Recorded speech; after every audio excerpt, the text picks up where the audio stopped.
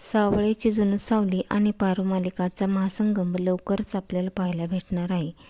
महिंदळे कुटुंब आणि किर्लोस कुटुंब एका कार्यक्रमासाठी उपस्थित राहिलेले होते.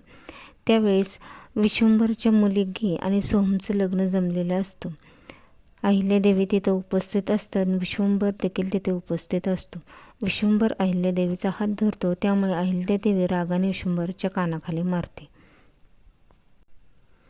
अहिल्यादेवी तिलोत्तमाला विश्वंभरबद्दल माहिती सांगते की विश्वंभर हा एका प्रोजेक्टसाठी मला लाच देत होता. तसेच हा त्याचा भाऊ IT ऑफिसर हा देखील अतिशय भ्रष्ट आहे. हे ऐकून तिलोत्तमा म्हणते, यांच्याशी आपल्याला कोणतेही नाते ठेवायचे नाही. विश्वंभर चिडतो आणि अहिल्यादेवीला धमकी देतो की तूच सापाच्या शेपटीवर पाय दिलेला आहे, याचा परिणाम तुला भोगावा लागेल. लवकरच हा भाग प्रेक्षकांच्या भेटीला येणार आहे.